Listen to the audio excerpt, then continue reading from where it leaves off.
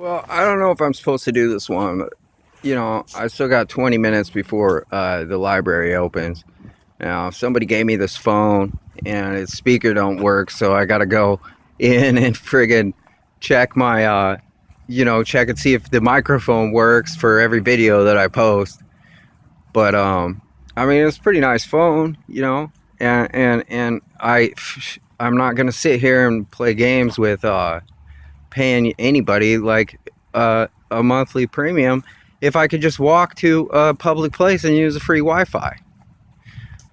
So, and that's another funny thing is like there's a million Wi-Fis, but all of them are not free for anybody else to use. And I was thinking like even walking down any street in town, it's like if one guy had one Wi-Fi and he paid for it and made it free, then nobody else on the whole street would need it. You know what I mean? But we're all selfish like that. So whatever. I mean, you're not really going to I'm not going to sit here and talk to you about human nature. What this is about is sort of the introduction and the presence of God when I first met him, and sort of everything that I went through and that what you'll probably go through too. So now when he first comes to you, you're going to have a problem, because first thing is foremost, and you're about to deal with all the things that you have ever done that were not agreeable to him. And we're talking about the person who is the epitome of righteousness and goodness, okay?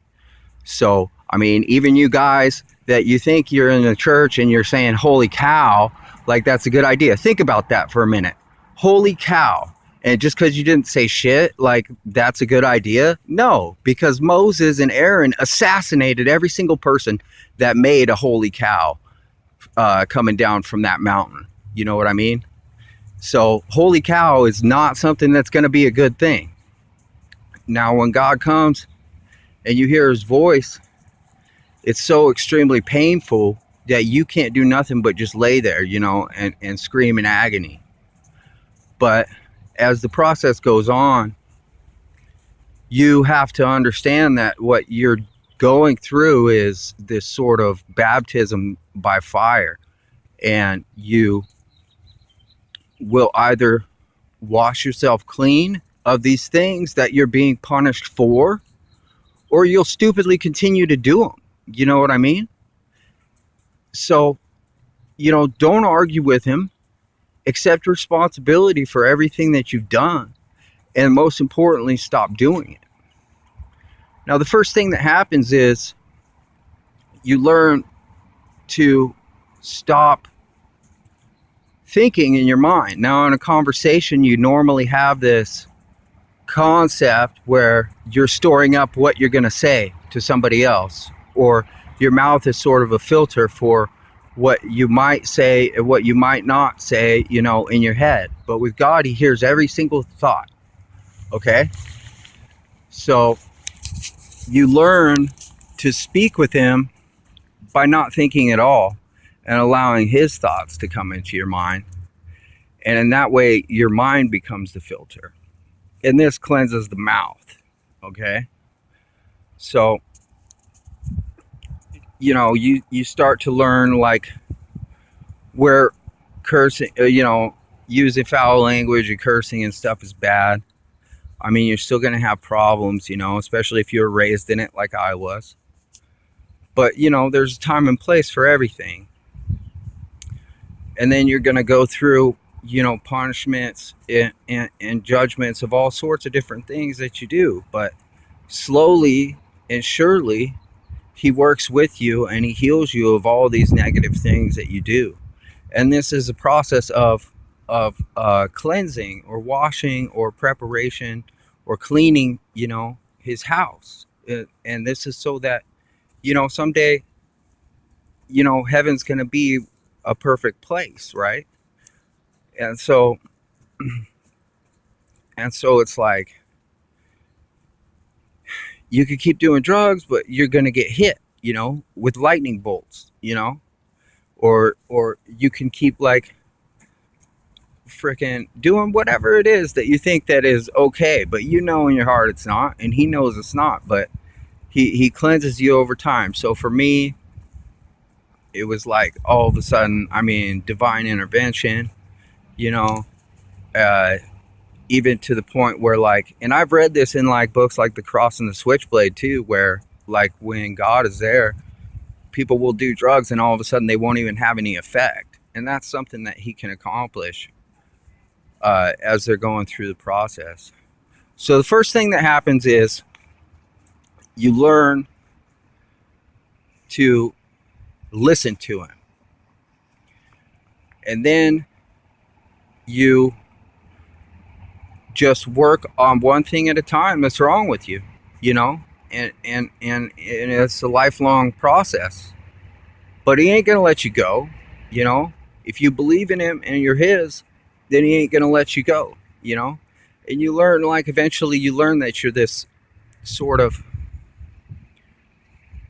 I don't know, sort of box, that everybody else or the world is filled with all this darkness and evil. Every TV show, all this evil that you've learned has come from like Hollywood, right? And then like you're like, well, why? For me, like I can get really bad and negative, but then I find, and I'm like, well, God, why is he even waiting? Because I know that the amount of evil in the world is so overwhelming, and I'm like, why isn't he waiting? I just wish the world would end right now, And it's like, but then you meet like somebody else that's nice or kind or a good friend, and why, But so the process of cleansing is not a pleasant one.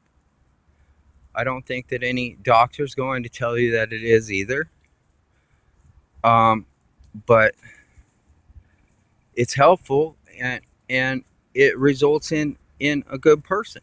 Now, just like, I could take a hair follicle test and prove to you that I'm not on drugs. I could take a freaking sanity test and prove to you in all ways that I am a rational and logical person. You're not going to be able to sit there and try to claim that I'm crazy like the world does, like for some reason, because because God speaks to me. But, one of the biggest problems we have is, or that something that we've been talking about a lot, is Luciferianism and this whole concept of the outward cleanliness and official looking appearance of a thing, and then so this goes back to Solomon, and this is wisdom, by the way. Okay, so wisdom gives you this power to build up and prove that this is an official thing that people will accept as, authority. And so you go back to Solomon and you look at the Queen of Sheba and how impressed she was with Solomon's court, and especially here, listen, the uniforms that they were wearing. So this is just one of the examples of that, But eventually you're going to run into a problem where these people, because it's the world and because God is not so visible, but you're going to run into these problems where you have authority and powers that want to, or that who don't believe, that there is anything above them, that are going to be proving it all the time, that they are the highest authority, and they're not. So then you got Nebuchadnezzar, like, say, for example, okay, so Nebuchadnezzar, he had a dream, right? And then Daniel explained to him, well, you had this dream, and it was about the statue, and it was about the statue with a golden head, and your kingdom, Nebuchadnezzar, is a golden head. So what did he do? He set up this golden idol, and he told everybody to worship it. Now, why was that? It was because he didn't understand the fact that there was a higher authority even than the golden head of this statue, And the rock that destroyed it was the rock of Christ. Now, this is the kingdom of Christ, understand? So you go and you look on a map of world religion spread, and that's exactly what that rock did. You know, like most of the world is Christendom. And congratulations on proving that one, Poland, because that was brilliant.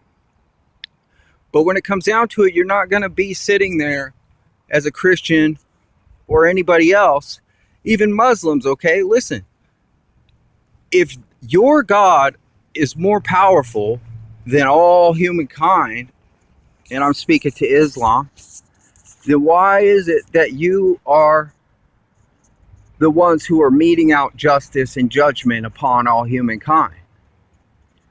Understand me?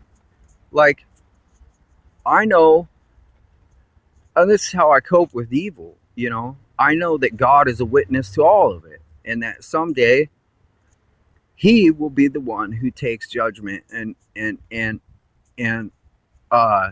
you know, punishes people for what they do. This is why, I mean, this is the major thing that I depend on in life to freaking not go insane, you know, just like all these other people. So when I look at the Muslims, what am I thinking? I don't think that they even believe that there's a God above them that metes out justice, because they take it into their own hands. This is something that Christ taught us not to do. This is something the Bible tells you not to do. Wait on the Lord. God will repay. It's written over and over and over again. You know? Now, that's not to say that the truth won't come out, or that, you know, we should just end all order and law, because order and law come from God too. It's chaos and insanity that is the enemy, you know. It's chaos and insanity and the people that want to continue hiding in the dark shadows, you know. And so one of the biggest problems you have is drugs, is poverty, because these are people that nobody misses. These are people that are easily victimized. You know, anything where you can say marginalize somebody with a little tag on their shirt that says they're this or that, and oh, it's gang related. Okay, so nobody's gonna ever miss them. It's gang related. Nobody's gonna ever miss them. It was just another homeless guy that died. Nobody's ever gonna miss them. It was just another prostitute that got killed. Nobody's ever gonna miss them. It was just another drug overdose. But in reality, it was a group of people that knew that and decided to murder them, you know. So, but I don't do those things. I don't sit there and plot on other people. I never have. And so that's not really something that I had to face judgment for, you know. But like I said, I mean, God is really a really cool person. And you know, a human being is like not, it's like we're like an empty box, you know, like I was saying, and we're either filled with darkness or we're filled with light, you know. And even, you know, I've even learned some amazing things from Jesus, like so for example, like when I was telling all these Luciferians that were saying we're all gods, you know, and this is coming from the Matrix, Anderson, Mr. Anderson, right? So now Anderson's dead, and now what are they doing? They're all running around looking at me like, oh, he's a Christian. Long live the King of the Jews, you know? And they're trying to make me feel embarrassed that I have God, or, you know, that I proved that they're not God, you know? I don't care how many human beings you collect and collectively say, oh, we are all gods. I mean, in some way, you know, yeah, that's true, but you're just the same thing as a Muslim. You're ignoring the fact that there's something higher than you. Yeah, human beings are the gods of the world, okay? Because they have authority over all of the world. But there's something higher than the world. And somebody who knows all people's thoughts. And somebody who knows the future. Now, when you're talking about dealing with people who are going to pretend to be God, you have to understand that the Bible